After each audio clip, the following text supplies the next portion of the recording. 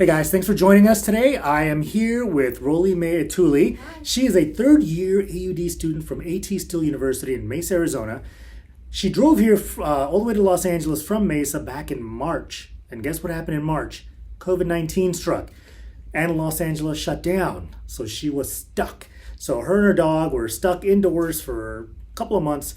We opened back up on May 4th, and this only allowed us a good 2 months out of the pre-planned 4 months to get all the prerequisite hours done for her minimum requirements.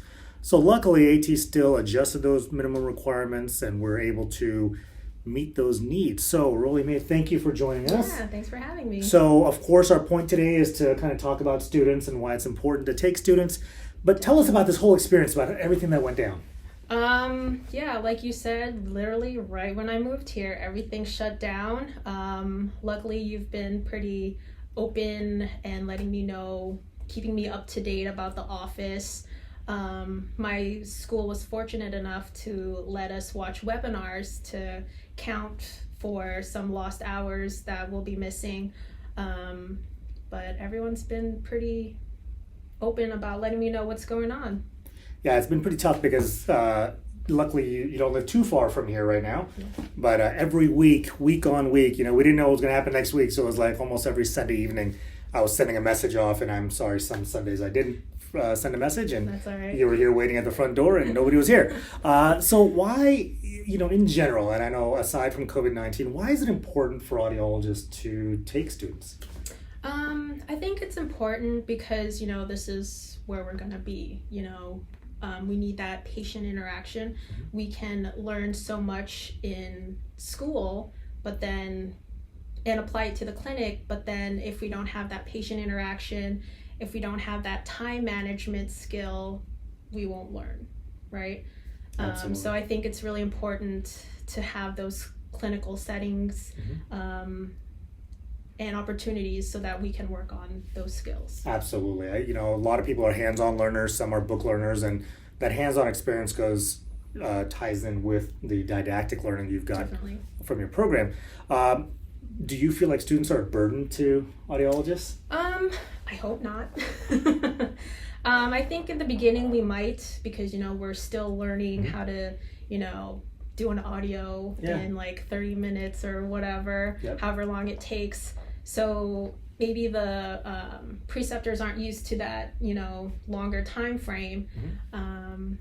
But like I said, this is where we learn. So maybe sit down with your preceptor and talk about how can we improve that time frame to complete an audio. Yeah, and I don't think students are a burden at all. In fact, anybody who's on the fence about taking students, please understand that this is a very pro-student conversation, because they're not a burden at all. In fact, if anything, I get to spend more time on Facebook while she does all the work. It's true. I wish it was not true. But so tell us in general, how's your experience been so far here?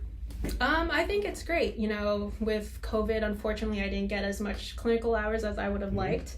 But then on top of that, I learned more of the how things are run in the background, like learning about different marketing skills, different marketing programs, as well as I guess updating or upgrading software. Yes, we did that.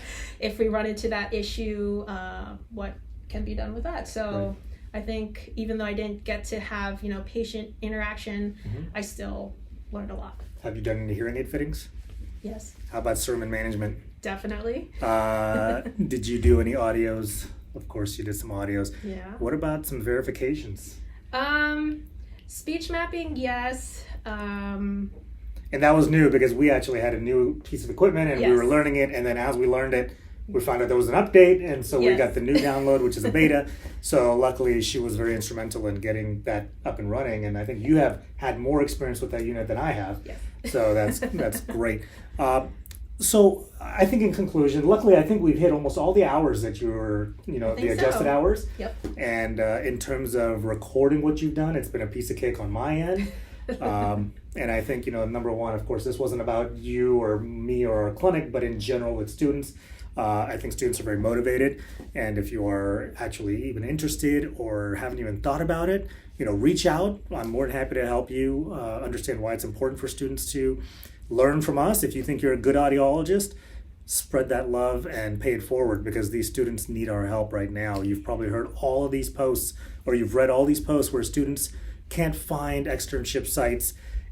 You're the one that's going to help them. So if you have any questions, let me know. If those universities tell you that you have to have your C's, talk to me. We can negotiate that out of that deal. Did you need your C's to be here, or did I have to have my C's for you to be here? Technically, no. Technically, no. That's the final answer. So, thank you, Rollie Mae. Thank you guys for watching. Again, take students, and if you have any questions, you know where to reach me. Thanks, guys.